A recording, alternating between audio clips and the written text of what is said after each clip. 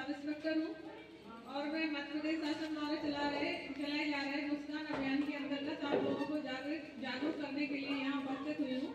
एक awareness programme चल रहा है ऑपरेशन मुस्कान के तहत नाबालिग बच्चों को अवेयर करने का प्रोग्राम चलाया जा रहा है।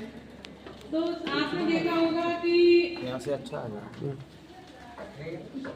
लॉ के अभाव में या जानकारी के अभाव में सबसे ज्यादा नाबालिग बच्चे अपराध का शिकार हो जाते हैं।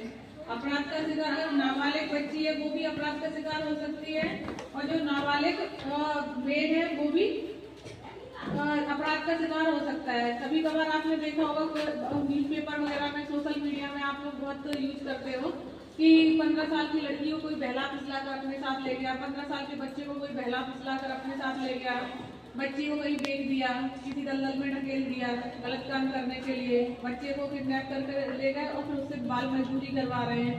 तो अगर आपके आसपास कोई ऐसा अनजान व्यक्ति है जो आप लोगों से दोस्ती करना चाहता है, आपको प्रलोभन दे रहा है कि हम आपको पैसे देंगे, आपको चॉकलेट देंगे, आपको घुमाने ले चलेंगे, तो किसी भी चाहे वो लड़की हो या लड़का हो उसको अपने माता पिता की सहमति के बिना उस अनजान व्यक्ति को भरोसा नहीं करना है और उस अनजान व्यक्ति के साथ कभी बाहर नहीं जाना है। अगर कोई अनजान व्यक्ति आपको इस तरह का प्रेशर डाल रहा है तो अपने माता पिता को बताएं। अगर माता पिता से डर लग रहा है तो अपने टीचर को बताएं और टीचर से भी डर लग रहा है तो पुलिस को बताएं। पुलिस आपकी पहचान छुपाकर आपकी समस्या का समाधान कर देगी, क्योंकि बच्चे डरते हैं कि घर में बताएंगे तो मेरी डांट पड़ेगी, टीचर को बताए तो डांट पड़ेगी, जबकि ऐसा होता नहीं है। आप समस्या बताएंगे तो आपकी समस्या का समाधान करते हैं सब लोग। अगर आपको लग रहा है कि आपकी पहचान भी किसी को पता न चले और आपकी समस्या का समाधान हो जाए तो पुलिस आपकी समस्या का समाधान, आपकी पहचान उजागर किए बिना भी कर सकती है। तो अब आज की बात आप लोग कभी करेंगे तो नहीं?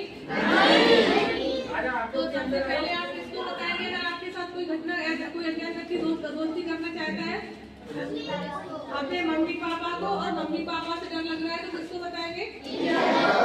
और टीचर से भी डर लग रहा है तो किसको बताएंगे? पुलिस को बताना। माता पिता को बताने के बाद आपको थाने को जरूर सूचित करना है। टीचर को बताने के बाद थाने को जरूर सूचित करना है ताकि आपकी समस्या का समाधान हो जाए। और आप लोग सोशल मीडिया यूज करते हैं?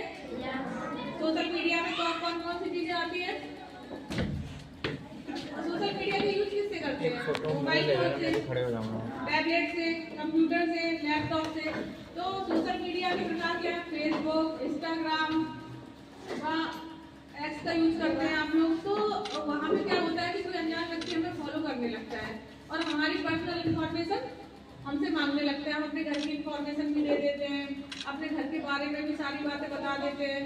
फिर वो व्यक्ति क्या करता है, धीरे धीरे आपसे आपकी फोटो वीडियो मांगने लगता है कि हाँ इसके घर वाले तो ऐसे ही, ये लोग मेरा कुछ नहीं करेंगे। उसके मन में, क्योंकि आप घर की इंफॉर्मेशन देते हो तो वो ये समझ लेता है कि हमारा यहाँ तो कुछ बिगड़ेगा नहीं, हम कुछ भी अपराध कर सकते हो। और अक्सर ऐसा होता भी है कि कुछ लोगों के साथ अपराध हो भी जाते हैं और वो किसी को बताते भी नहीं है, तो उनके हौसले बुलंद हो जाते हैं। तो अपनी पर्सनल इंफॉर्मेशन कभी किसी के साथ शेयर नहीं करनी है। कोई हमसे हमारा वीडियो मांग रहा है, हमारी न्यूज फोटो मांग रहा है, अगर आप ऐसा करते हैं तो फिर एक दिन को क्या करता है, आपको ब्लैकमेल करने लगता है कि आप मुझे इसके बदले में पैसे दो, नहीं तो मैं आपकी फोटो वीडियो वायरल कर दूंगा। फिर क्या होता है कि वो आपको होटल में मिलने के लिए बुलाते हैं, अनजान जगह पे, सुनसान जगह पे बुलाते हैं। फिर हो सकता है आपके साथ में कोई अपराध करने लगे और आप किसी को ना बताएं। तो इसीलिए किसी भी अनजान साइट पे क्लिक नहीं करना है, किसी अनजान व्यक्ति से दोस्ती नहीं करना है। अगर कोई व्यक्ति हमसे दोस्ती करना चाहता है तो सबसे पहले हम इसको इन्फॉर्म करेंगे, अपने माता पिता को बताएंगे कि ये व्यक्ति मुझसे दोस्ती करना चाहता है, मैं इससे दोस्ती करूँ या न करूँ। अगर माता पिता मना करते हैं कि इस व्यक्ति से दोस्ती करने की जरूरत नहीं है तो उस व्यक्ति से हमको दोस्ती नहीं करनी है, नहीं तो बाद में वो आपको ब्लैकमेल करने लगेगा। तो अगर आप स्कूल आते जाते अगर कोई आपको अश्लील कमेंट कर रहा है, आपका पीछा कर रहा है, आपको परेशान कर रहा है, तो आपको 10 मिनट में सहायता चाहिए, तुरंत सहायता चाहिए। तो इसके लिए आप कौन से नंबर पर डायल करके? बिल्कुल सही। तो आप लोग किस नंबर पर डायल करना है?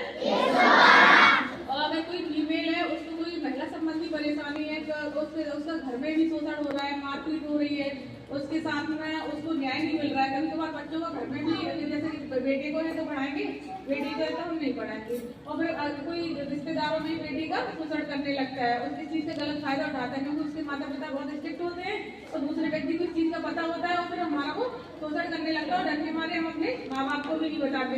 अगर इस टाइप की अगर समस्या किसी को होती है तो हम महिला हेल्पलाइन नंबर कितने पे कॉल करेंगे? 112 नहीं, 1090 पे कॉल करेंगे। हम महिला हेल्पलाइन नंबर कितना है? 1090। और अगर मान लो किसी से कोई बच्चा है, किसी होटल में काम कर रहा है या उसके घर में उससे बाल मजदूरी करवाई जा रही है, या किसी बच्चे का अपहरण करके कोई व्यक्ति लाया है, उससे बाल मजदूरी करवा रहा है या उससे किसी प्रकार का कोई क्राइम करवा रहा है, तो हमें चाइल्ड हेल्पलाइन नंबर कितने पे कॉल करेंगे? 1098 पे कॉल करेंगे। और ऐसे हमारे साथ में साइबर फ्रॉड भी होते हैं कि हम मोबाइल यूज कर रहे हैं, मोबाइल में कोई अनजान लेकर आए और हमारे अकाउंट से पैसे कट जाए, तो इस फ्रॉड के लिए हम कौन से नंबर पे कॉल करेंगे? 1930 पर कॉल करेंगे। साइबर फ्रॉड के लिए, पैसों से संबंधित साइबर फ्रॉड के लिए हम कौन से नंबर पे कॉल करेंगे? 1930 पर कॉल करेंगे। और गुड टच बैड टच के बारे में आप लोग जानते हैं? कोई व्यक्ति हमें बुरी तरीके से, बुरी नीयत से टच कर रहा है, तो इसके बारे में भी हमें अपने माता पिता को बताना है। हमें सिर्फ कौन टच कर सकता है? हमारी माँ टच कर सकती है। समझ रहे हो? हमारी माँ को पूरा अधिकार है कि वो, क्योंकि हमारी माँ हमारे लिए कभी गलत नहीं सोचती, तो फिर हमारी माँ का स्पर्श ही बिल्कुल 100% सही है। अगर कोई अनजान व्यक्ति हमें हमारे प्राइवेट पार्ट को टच कर रहा है तो ये अच्छी बात नहीं है। तो इसके लिए हमें तुरंत किसको बताना चाहिए? अपने पेरेंट्स को बताना चाहिए, अपने टीचर्स को बताना चाहिए, और पुलिस में भी इन्फॉर्म करना चाहिए। तो आपके आस, अगर आपके साथ में या आपके साथ वालों के साथ में इस तरह की कोई घटना हो रही है या हुई है, तो आप लोग तुरंत अपने पेरेंट्स को बताइए, टीचर्स को बताइए, उसके बाद आप पुलिस को सूचित करिए। और अगर आप दोनों लोगों को नहीं बताना चाहते, पेरेंट्स और टीचर्स को, तो आप डायरेक्ट पुलिस से कॉल करके अपनी समस्या का समाधान कर सकते हो, या डायरेक्ट मिलकर भी अपनी समस्या का समाधान कर सकते हो। तो किसी के साथ किसी प्रकार का कोई क्राइम तो नहीं हो रहा है। सबसे ज्यादा क्या होता है कि हमारे जो महलगांव एरिया है, सिंधिया नगर एरिया है, सबसे ज्यादा नाबालिग लड़कियों को बहला फुसलाकर लोग अपने साथ ले जाते हैं, उनके साथ में क्राइम कर देते हैं। अगर कोई भी व्यक्ति, कोई भी पुरुष, कोई भी नाबालिग लड़का या पुरुष कोई भी आपको शादी का प्रलोभन देता है कि हम आपसे शादी करना चाहते हैं और तुम मेरे साथ भाग चलो, तो कभी भी किसी भी बच्ची को इस शादी के प्रलोभन में नहीं आना है। सबसे पहले हमें अपने करियर पर फोकस करना है। करियर पर फोकस करने के बाद अपने पैरों पर खड़े होना है। अपने माता पिता की सहमति से हमें ये कदम उठाना है, क्योंकि मैंने मोस्टली महलगांव सिंधिया नगर में ये चीजें देखी हैं कि नाबालिग लड़की चली जाती, बहला फुसला कर ले जाते हैं, फिर वहाँ पैसे नहीं है, पैसों के अभाव में दुनिया भर की बीमारियां लग गई हैं आपको, वहाँ से फिर उन्होंने कहीं आपको बेच दिया। फिर जब आप लोगों का जीवन मतलब कि बहुत खराब हो जाता है, तो आप लोगों को किसी के भी शादी के प्रलोभन में नहीं आना है। आपने पहले पढ़ाई पूरी कंप्लीट करें और किसी की शादी के झांसे में ना आए। तो आप कोई किसी भी व्यक्ति के द्वारा दिए गए झांसे में तो नहीं आएगा, किसी भी व्यक्ति के साथ नहीं आना है। सबसे मोस्ट इम्पोर्टेंट है आपकी पढ़ाई, आपका करियर, इस उम्र में शादी मोस्ट इम्पोर्टेंट नहीं है। तो आपको शादी कब करना है? जब आपने आप क्या कहते हैं कि 18 वर्ष से ऊपर जब आप समझदार हो जाए, उसके बाद शादी करना है। 18 वर्ष से कम उम्र में किसी के बहकावे में आकर के हमें कहीं भी नहीं आना है। और अपने जीवन का चुनाव, अपनी पढ़ाई का चुनाव आपको कुछ टाइम करना है कि हमको क्या बनना है। तो अगर आप जीवन में कुछ बनना चाहते हैं तो ऐसे दलदल में जीवन में कभी मत जाए। तो अब कोई भी नहीं जाएगा ना? बिल्कुल भी नहीं आएंगे। कोई भी आपको कितना भी प्रलोभन देगा, पैसे का प्रलोभन दे, आपको घुमाने का प्रलोभन दे, आपको शादी का प्रलोभन दे, आप लोग अपने पेरेंट्स की सहमति के बिना कहीं नहीं जाएंगे, नहीं जाएंगे ना? अगर कोई आपका पीछा कर रहा है, आपको परेशान कर रहा है, या आपको किसी प्रकार के अश्लील कमेंट कर रहा है, तो आप कौन से नंबर पर डायल करके तुरंत सहायता प्राप्त करेंगे? और अगर किसी महिला के साथ में कोई क्राइम हो रहा है तो कौन से नंबर पे कॉल करेंगे? और अगर किसी बच्चे के साथ में कोई क्राइम हो रहा है, जैसे किसी का अपहरण कराई जा रही है या किसी बच्ची का अपहरण कर लिया, तो कौन से नंबर पे कॉल करके आप सूचित करेंगे? 1098। और किसी के साथ अगर कोई साइबर फ्रॉड होता है, कौन से नंबर पे कॉल करेंगे? 1990। और अगर कोई व्यक्ति आपको कोई प्रलोभन दे रहा है तो सबसे पहले आप किसको बताएंगे? अगर कोई व्यक्ति आपको किसी घुमाने का प्रलोभन दे रहा है, किसको बताएंगे? किसी अनजान व्यक्ति से दोस्ती करेंगे? किसी अनजान साइट पे जाकर अनजान लिंक क्लिक करेंगे? नहीं करेंगे। और कोई आपका पीछा कर रहा है, फॉलो कर रहा है, जब आपसे अगर कोई गलती हो भी गई है, कभी कभार बार क्या होता है कि हमने फोटो भेज दिया, वीडियो फिर सामने वाला आपको ब्लैकमेल कर रहा है, तब भी आपको अपने पेरेंट्स को बताना है। हमेशा क्राइम का शिकार नहीं होना है, कोई क्राइम हो गया तो लगातार वो आपके साथ होता चला जा रहा है।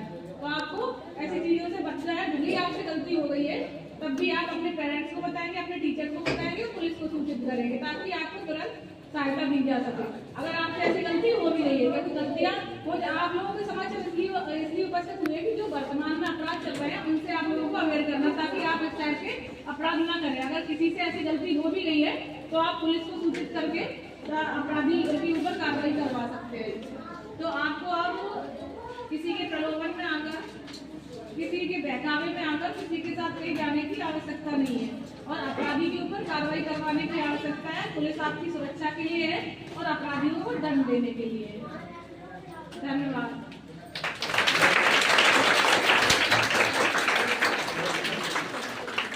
बहुत बहुत धन्यवाद मैम, आपने जो इतनी अच्छी जानकारी हमारे बच्चों को बताई है।